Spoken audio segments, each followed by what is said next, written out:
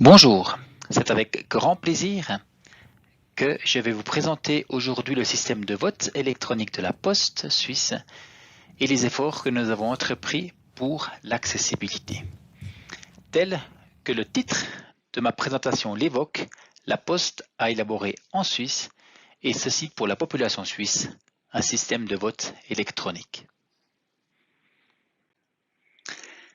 Durant ma présentation, je vais parcourir les aspects suivants. Tout d'abord, un retour sur les premiers scrutins productifs effectués.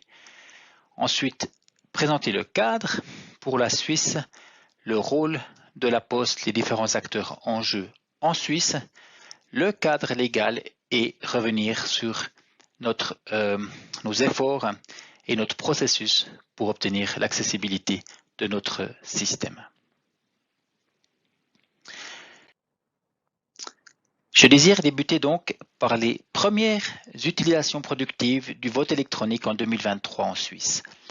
Un bref rappel historique, donc en mars 2023 de cette année, le Conseil fédéral a donné aux cantons de Bâle-Ville, de Thurovie et de Saint-Gall une autorisation générale pour l'utilisation du système de vote électronique de la Poste. En juin 2023 et plus récemment pour les élections fédérales également, le nouveau système est utilisé avec succès dans ces trois cantons. Dans le cadre de l'exploitation à l'essai, seule une partie de l'électorat peut utiliser le vote électronique. Dans ces trois cantons, les électeurs suisses de l'étranger peuvent utiliser le vote électronique. De plus, dans le canton de Bâle-Ville, les personnes avec handicap sont en outre autorisées à voter par Internet. Et dans le canton de Saint-Gall, les électeurs résidant dans le canton sont autorisés à voter par voie électronique dans 5 communes pilotes. Et dans celles-ci, elles doivent s'inscrire pour cette utilisation. D'un point de vue résultat, plus de la moitié des Suisses et des Suissesses de l'étranger qui ont voté en juin et en octobre ont utilisé le canal électronique. Vous voyez qu'il y a un total de plus que 4200 en juin et 4400 en octobre d'utilisateurs au total qui ont utilisé le système de vote électronique. Pourquoi le vote électronique? Depuis le lancement du projet de vote électronique par la Chancellerie fédérale, plus de 300 essais de vote électronique ont déjà été effectués dans 15 cantons. Les cantons qui sont présentés en vert sur cette carte. Le vote électronique est un projet long terme et cela est très important pour la sécurité requise pour ce sujet. Les exigences de sécurité applicables au vote électronique doivent être adaptées en permanence aux derniers développements en matière de sécurité et à l'évolution de la menace. De plus, au début de cette année, un sondage a été effectué par la Fédération suisse des aveugles et malvoyants et qui montre que 3/4 de la population suisse souhaiterait pouvoir voter par voie électronique. À la question de savoir si le vote électronique devrait être introduit en complément du vote à l'urne ou par correspondance, 72% des personnes interrogées ont répondu oui ou plutôt oui. Pourquoi la Poste comme fournisseur d'un système de vote électronique? La Poste dématérialise ce qu'elle maîtrise le mieux, le transport sécurisé d'informations confidentielles. La Poste développe son système de vote électronique depuis 2019. Sur son site informatique de Neuchâtel, elle a établi un centre dédié à la cryptographie et un centre de compétences pour le vote électronique. Une équipe interdisciplinaire travaille au développement du système de vote électronique. Le système est exploité en Suisse dans les centres de calcul de la Poste. En Suisse, nous avons différents acteurs impliqués pour l'exécution des droits politiques. Pour les scrutins fédéraux, les conditions cadres sont fixées par la Confédération, tandis que les cantons sont responsables de leur organisation, y compris pour le vote électronique. Donc la Confédération assume la responsabilité de définir les exigences et d'autoriser les cantons à effectuer des essais en matière de vote électronique. Les cantons, quant à eux, décident s'ils souhaitent proposer le vote électronique fondé sur les bases légales, avec quel système, à quels électeurs et pour quel calendrier. En qualité de fournisseur, la Poste propose au canton un système de vote électronique qu'elle développe en s'appuyant sur les bases légales. J'aimerais maintenant vous présenter l'accessibilité dans le vote électronique et le cadre légal. Pour cela, un rapide retour sur l'historique. En 2019, le Conseil fédéral a décidé de suspendre l'exploitation à l'essai du vote électronique et de le restructurer. À cette fin, un dialogue a été engagé avec la communauté scientifique, la Confédération et les cantons. Les résultats de ce dialogue ont été intégrés dans la nouvelle conception et depuis le 1er juillet 2022, les nouvelles bases légales s'appliquent à cette première étape de la phase d'essai du vote électronique. La Poste s'aligne sur ces bases légales fédérales pour le développement de son système. Les nouvelles bases légales renforcent les exigences de transparence et prévoient la participation du public et des milieux spécialisés. Tel que déjà évoqué, le vote électronique est un projet long terme. En effet, le dialogue avec les milieux scientifiques sera poursuivi. Il est prévu dans les années à venir de mettre en œuvre un important catalogue de mesures qui permettra d'améliorer en continu les systèmes de vote électronique et leur exploitation. Maintenant, je vais me focaliser sur les éléments de l'ordonnance importants dans le cadre de ma présentation aujourd'hui. Donc, tout d'abord, sur la partie droite, les bases légales autorisent aujourd'hui une phase d'essai, comme je l'ai déjà évoqué. Un maximum de 10% des électeurs nationaux et 30% des électeurs cantonaux peuvent participer aux élections et aux votations par voie électronique. Pour les personnes en situation de handicap ainsi que les électeurs suisses de l'étranger, ils ne sont pas comptabilisés dans le calcul de ces plafonds. Ensuite, il y a deux aspects principaux, l'aspect du portail de vote électronique. En effet, il convient de veiller à ce que le système soit conçu de manière à prendre en compte les besoins spécifiques des personnes handicapées. Ainsi, ce portail de vote doit être accessible. Je reviendrai dans un instant plus en détail sur ce sujet.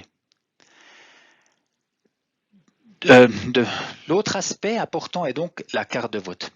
Et c'est important de préciser que même pour le vote électronique, une carte de vote papier est requise. Celle-ci contient les données nécessaires à l'identification et à la vérifiabilité. Les cartes de vote sont un élément important de sécurité pour le vote électronique. Néanmoins, ce papier génère une rupture de médias et de ce fait, les cartes de vote doivent être conçues dans la mesure du possible de manière à permettre aux électeurs handicapés d'utiliser facilement le vote électronique.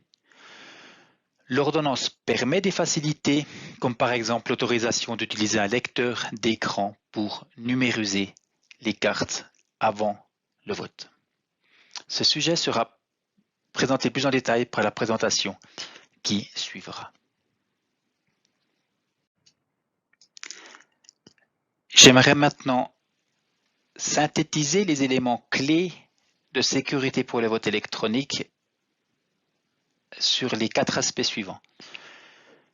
Donc tout d'abord, le secret du vote. Il est totalement impossible d'identifier un électeur à partir d'un vote. De plus, chaque vote est systématiquement chiffré de bout en bout.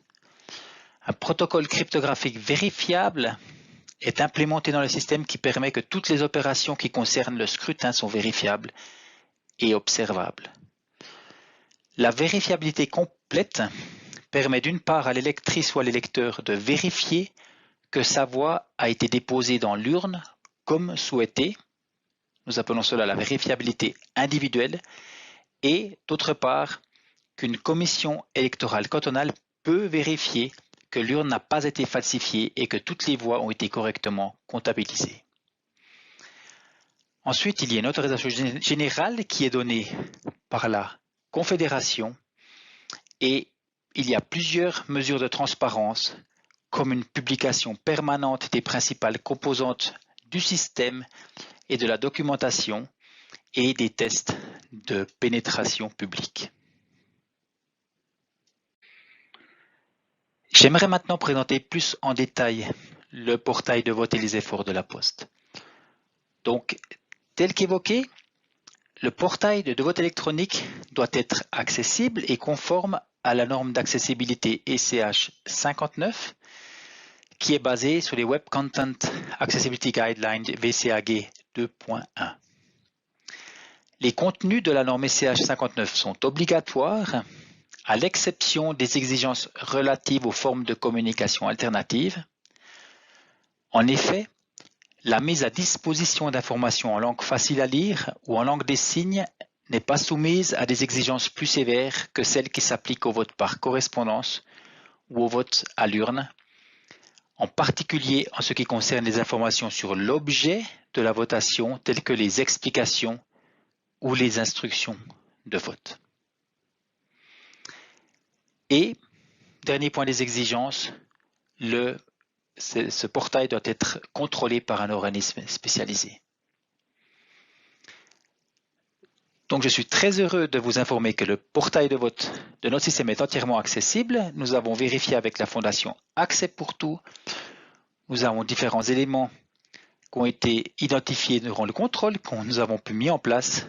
Nous avons également nos rapports qui sont disponibles en ligne, c'est-à-dire sur notre plateforme de transparence GitLab. Et donc, les personnes souffrant de différents handicaps visuels, auditifs, moteurs ou cognitifs peuvent utiliser le portail de vote sans obstacle.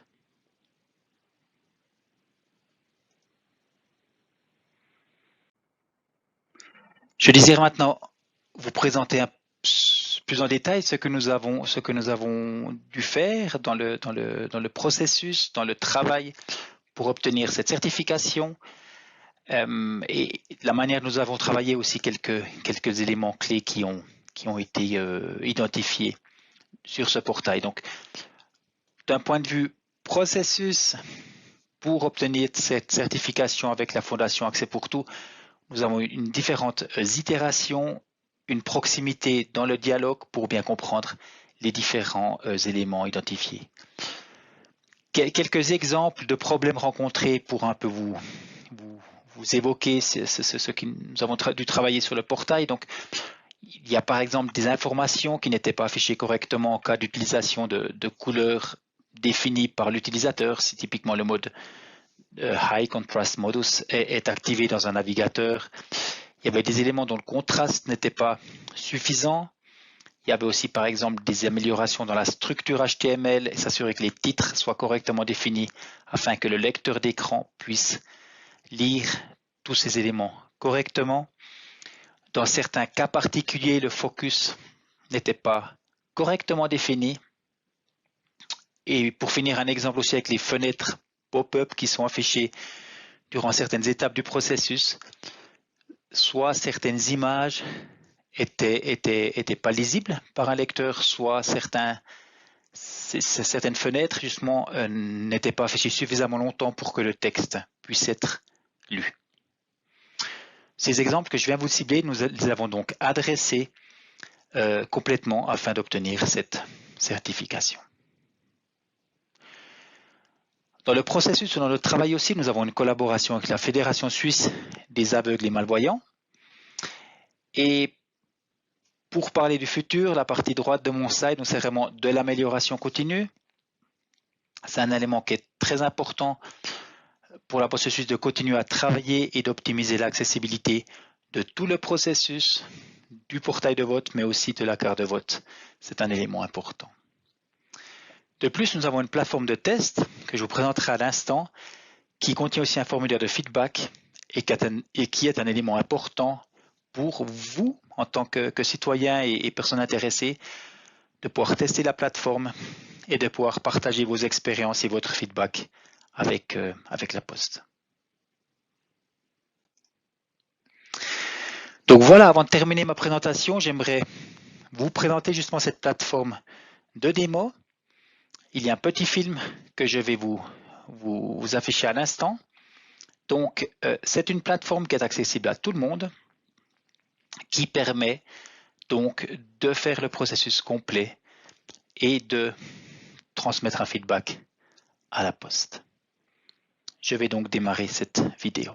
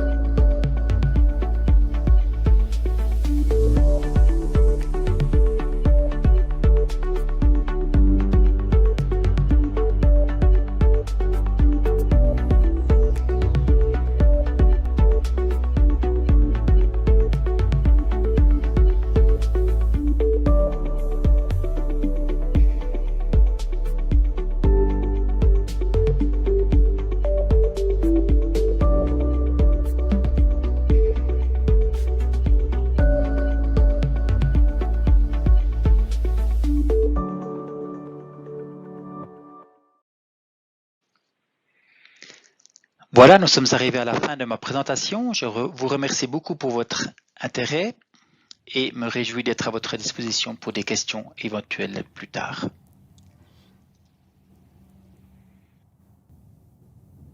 Bonjour mesdames et messieurs, mon nom est Désirée Arnout et j'ai le plaisir de vous présenter les efforts du canton de Val-de-Ville pour les personnes handicapées en projet vote électronique. Dans ma présentation, je m'occupe avec les thèmes suivants. Je commence avec quelques mots pour le contexte, par exemple la loi pour le vote électronique. Après, un peu d'histoire du vote électronique à Val-de-Ville. Et troisième point, je vous présente notre carte de vote. Le quatrième contenu, le point que nous avons fait pendant notre répétition générale en mars 2023. Et à la fin, j'explique le processus de l'inscription à Val-de-Ville. Alors, pour le contexte, la loi fédérale fixe actuellement une limite de 30% des électeurs cantonaux pour le vote électronique et 10% pour toute la Suisse. Les citoyens suisses de l'étranger et les personnes handicapées en sont exemptés. Les cantons sont responsables de l'organisation des élections et du vote. Pour le vote électronique, il doit obtenir l'approbation du gouvernement fédéral. Le vote électronique est proposé comme canal de vote supplémentaire en plus du vote par correspondance et de l'urne. Dans ma présentation, je me concentrerai sur le développement et la mise en œuvre de la carte de vote dans le canton de Val-de-Ville. À Val-de-Ville, l'opportunité d'avoir accès au vote électronique pour des personnes en situation de handicap a toujours été une préoccupation. C'est pourquoi nous avons une vaste expérience dans la conception d'une carte de vote accessible.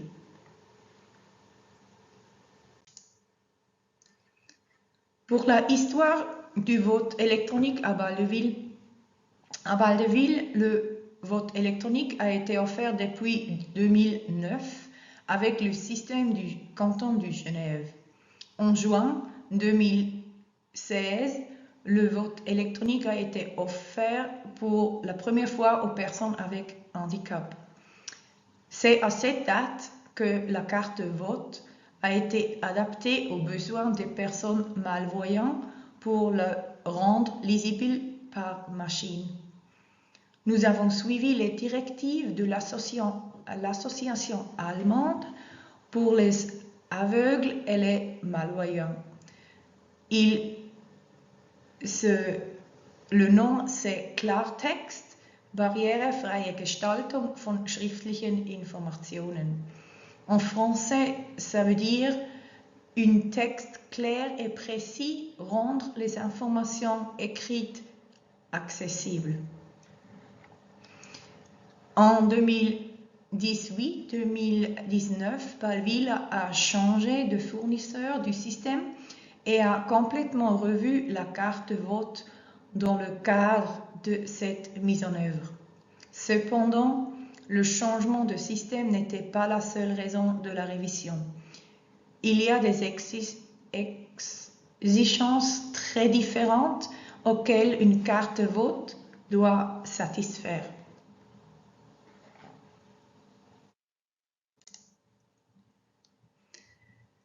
Maintenant, je présente une image de notre carte vote avec les codes pour la vote électronique.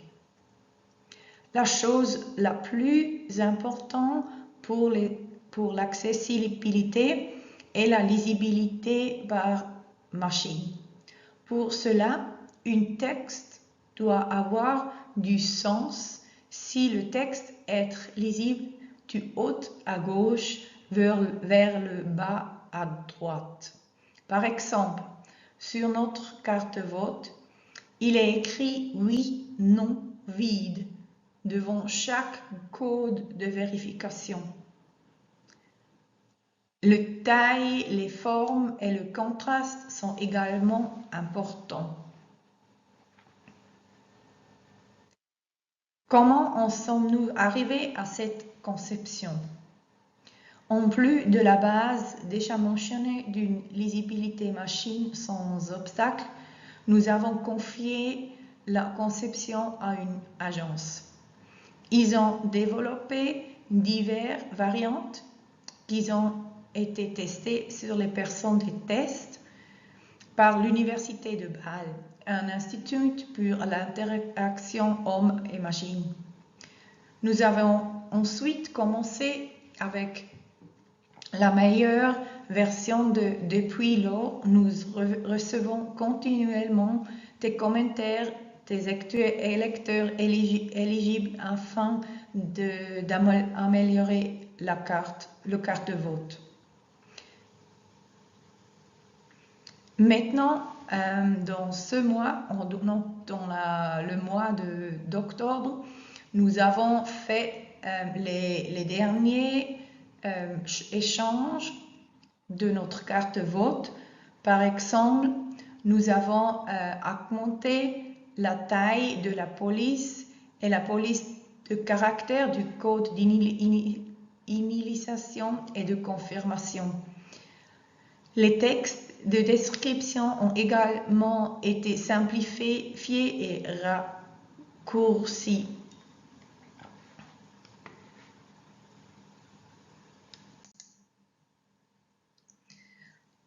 En mars 2023, avant de l'initialisation de vote électronique en juin, nous avons organisé une répétition générale et invité les personnes handicapées inscrites à Bâle-Ville avant l'arrêt du vote électronique. Nous avons également demandé au Forum des personnes handicapées de Bâle-Région et Schweizerischen Blinden- und Sehbehindertenverband de Bâle-Région d'informer ses membres de l'existence de cette possibilité de test. Les commentaires ont été très utiles et nous ont fait apposer une marque tactile sur les cartes vote. Cela signifie que les personnes malvoyantes savent que ce qui se trouve au-dessus et en dessous ou derrière et devant. Nous avons également publié des instructions sur la manière de traiter les cartes vote sur notre site internet.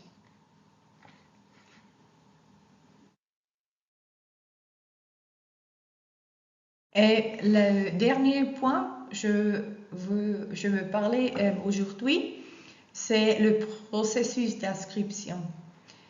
L'inscription des personnes handicapées est prévue dans l'ordonnance cantonale sur les opérations de test pour le vote électronique, article 2, alinéa 2. Il doit prouver qu'ils perçoivent une rente de l'assurance invalidité ou fournir un certificat médical attestant qu'il ne peut pas voter de manière conventionnelle sans aide extérieure. C'est la seule raison pour laquelle l'inscription est obligatoire. Nous vérifions le reçu et marquons la personne inscrite sur la liste électorale comme éligible au vote électronique. Les inscriptions peuvent se faire à tout moment depuis la mi-mars. Ce qui est pertinent pour une carte de vote est de savoir si une personne a été inscrite sur la liste électorale pour le vote électronique 56 jours avant le scrutin. Avec ça, je suis à la fin de ma présentation. Merci beaucoup de votre attention. Mesdames, Messieurs, bonjour. Ma présentation prendra la forme d'un témoignage. Nous avons actuellement en Suisse environ 380 000 personnes handicapées de la vue. Ces personnes ont des droits et en particulier le droit de vote. Dans la politique de vote, normalement, nous aurions le droit de pouvoir voter de façon anonyme et secrète, ce qui n'est absolument pas le cas actuellement. D'où l'intérêt du e-voting. Nous avons actuellement une plateforme fournie par la Poste qui est fonctionnelle et nous avons le canton de Bâle qui est très en avance pour pouvoir faire les cartes de membres de vote, de droit de vote, et c'est une avancée et les cantons devront, je pense, prendre exemple sur le canton de Bâle puisque chaque canton devra trouver sa solution. Nous avons eu de par le passé d'autres moyens, ou du moins tentatives de moyens de faire en sorte que nos votes soient possibles grâce à un chablon. C'était un des projets. C'était un chablon. La Confédération et les cantons devaient imprimer d'une certaine façon les bulletins de vote ou d'élection. Et on glissait cette feuille dans le chablon et on pouvait marquer oui ou non en fonction de nos désirs. Mais c'était partiel parce que nous avions toujours quand même besoin d'un tiers pour pouvoir nous lire les libellés.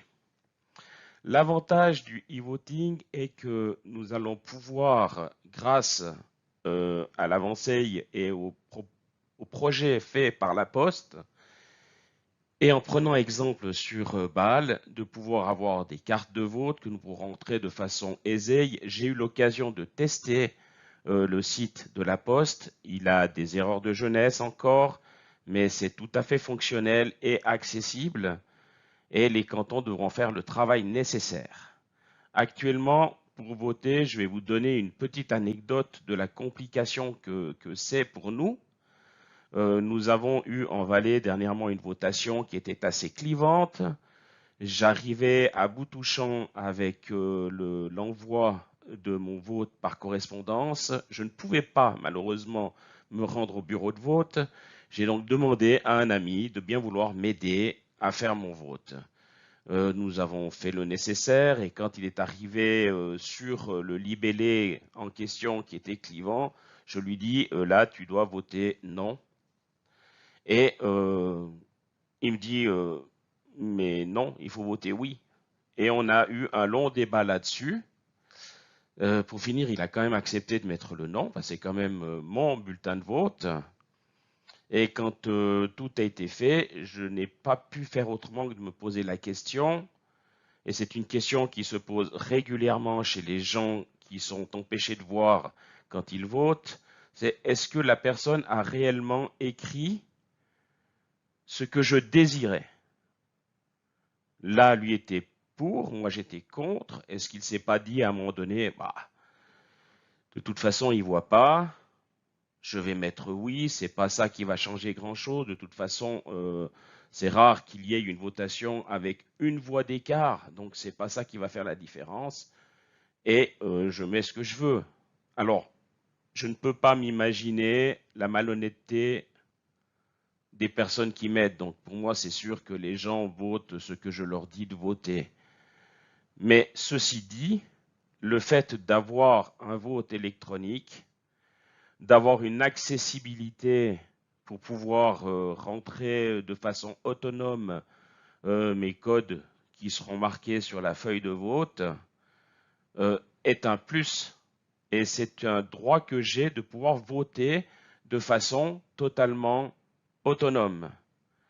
De plus, je pense que de nos jours, il est nécessaire d'avoir cette possibilité-là.